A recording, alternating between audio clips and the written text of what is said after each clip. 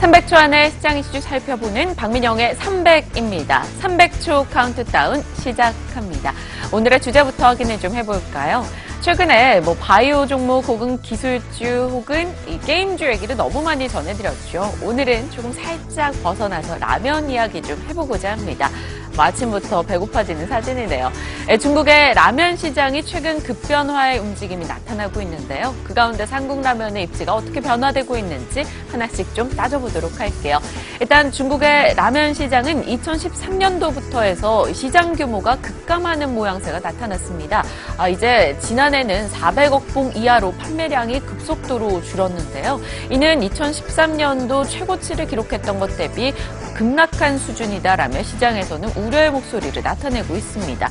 3년간 80억 봉 정도가 줄어든 거죠. 자, 그럼 이렇게 라면 시장 위축되고 있는 이유는 어떤 것들이 있을까요? 일단은 오토 배달 서비스 시장이 성장하고 있는 것을 꼽고 있습니다. 중국 업계에서는 오토 배달 서비스 시장은 날이 갈수록 커지면서 매출액이 어느덧 6년 새 10배 정도 성장했고 2천억 위안까지 시장 규모가 커졌다라고 이야기합니다. 편리하게 식사를 대용하고자 라면을 끓여 먹는데 그보다 더 편리하게 그냥 시켜 먹는 이들이 늘고 있다는 게 되겠죠. 2016년도만 놓고 봤을 때 중국 배달 음식 오더는 무려 33억 개. 배달 거리를 한번 계산을 해봤더니 지구 8바퀴를 돌 정도의 거리라고 합니다. 어마어마하죠. 배달 음식이 라면 시장을 대체해 나가고 있다 이런 거고요. 두 번째 이유는 또 무엇일까요? 보시죠. 두 번째는 중국 소비자들이 건강의식이 강화되고 있다는 겁니다. 그들이 건강을 챙기면서 라면 수요가 줄고 있다는 건데요. 이 라면의 중국어 표현이 편의면입니다. 편의성이 강조된다는 거죠. 중국인들에게 라면에 대한 인식은 건강하진 않으나 편리하다라고 인식이 되는데 그들이 건강에 대해서 신경을 쓰기 시작하면서 라면 수요가 감소한다라는 겁니다. 그런데 그 와중에서도 중국의 라면 시장이 줄고 있는데 한국 라면에 대한 수요는 급성장을 기록하고 있어서 오늘 그와 관련한 이야기 좀 다뤄보고자 합니다.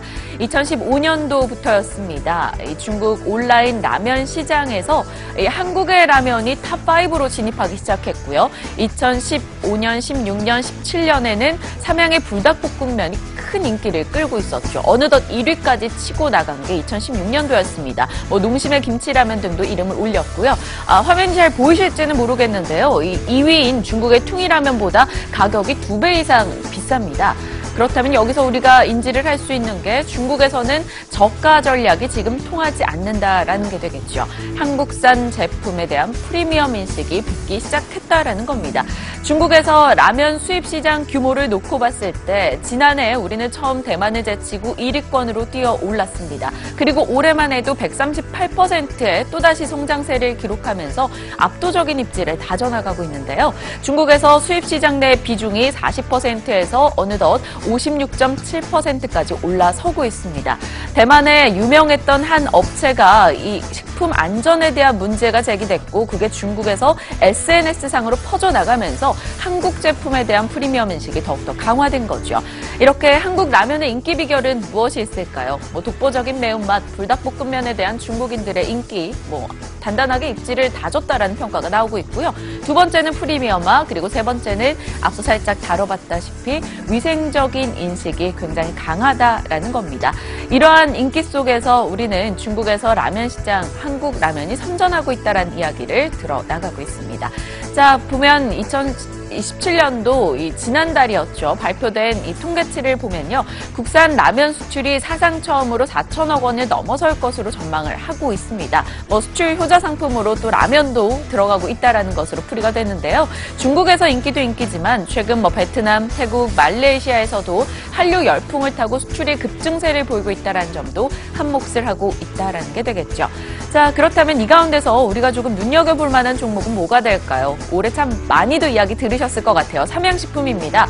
올 한 해 주가 상승률을 놓고 봤을 땐 거의 100%에 달합니다. 놀라운 상승세를 기록했는데 BNK 투자증권에서는 아직도 부족하다라고 의견을 내놨는데요.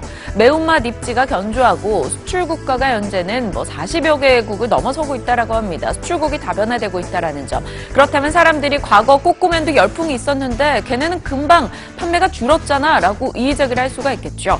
꼬꼬면은 나오고 나서 6개월 만에 판매가 68% 급감했고 역성장으로 그 뒤에는 인지도가 굉장히 낮아져 있는 상황이죠. 하지만 불닭볶음면은 나온 지 5년이 됐는데 아직 입지가 확고하다라는 점, 이에 목표 주가는 99,000원을 제시합니다. 카운트다운 종료합니다.